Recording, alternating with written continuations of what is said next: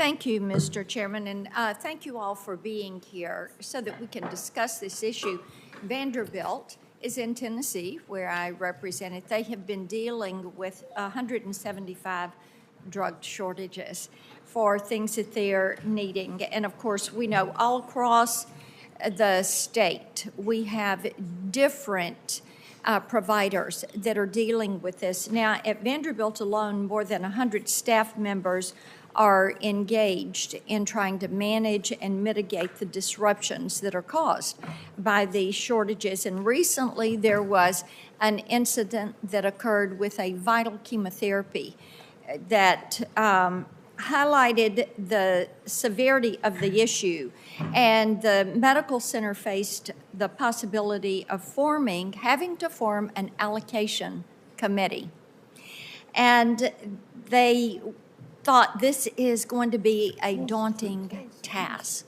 Fortunately, a shipment arrived, and so they were able to avert the rationing. But this is something that is becoming all too common with our providers. So we appreciate that you all are here with us today. Mr. Cockle, I want to come to you, and I think I'm saying your name right, am I? Okay. Talk a little bit about how long-term purchasing contracts with hospitals and health systems play a role in prioritizing the production of generic drugs and how they have an impact, or what type impact they can have on the drug supply chain. Yeah, thank you, Senator. If we treat generic drugs like commodities, then the market will function like commodities. So if I want to buy a load of soybeans, I can buy a load of soybeans today and buy from somebody else tomorrow, but it doesn't create any long-term relationship or commitment between buyer and seller.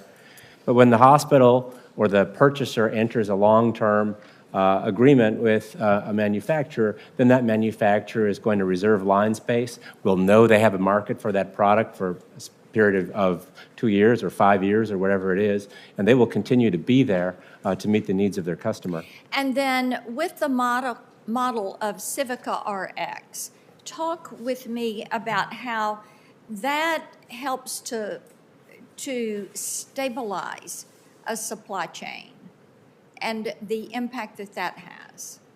Yeah, thank you, Senator. So by having those long-term purchase commitments in place, we're both able to ensure that our manufacturers are there for the long haul and that we vet them for quality so they're less likely to have a supply failure. But we also then have predictable demand from the hospital because they've committed to a certain volume. And because we have predictable demand, we can then build up a buffer inventory of around 6 months worth of drug. So we're always selling the older stock and continually replenishing it.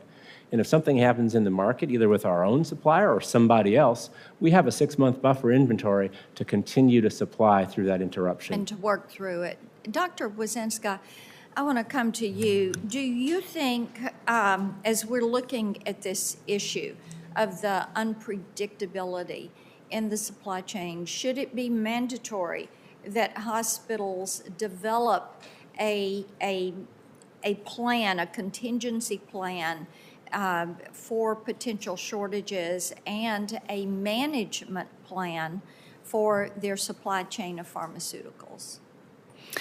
That's an interesting question. I haven't thought about a mandate like that. I have really been taking an approach of trying to change the hospital incentives really more through carrots.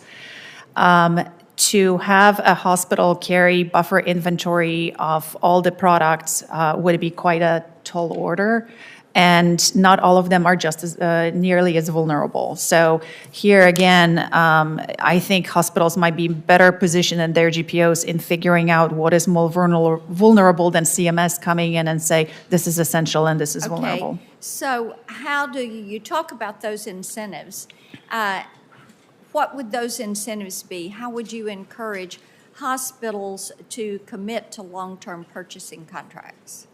So the proposal that we have put forward is not as specific to tell hospitals what to do. The proposal that we have is a pay-for-performance program that really looks at really two metrics. Let's say that there was a shortage of a drug. You look back to when the shortage, as the shortage was starting, who were you buying from? Were you buying from the more reliable one? Oh, you picked wrong.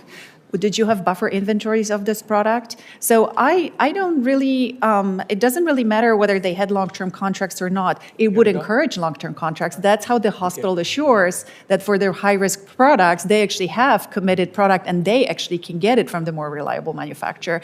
But with this sort of comes in, it's more of an outcomes-based pay for performance rather than, take these behaviors, they have to be 2 years, 3 years. How do we know it's the right length, right? Yeah. And I'm not sure that CMS is in a good position to sort of really kind of judge like all the little pieces of it. Time of my colleagues expired. Senator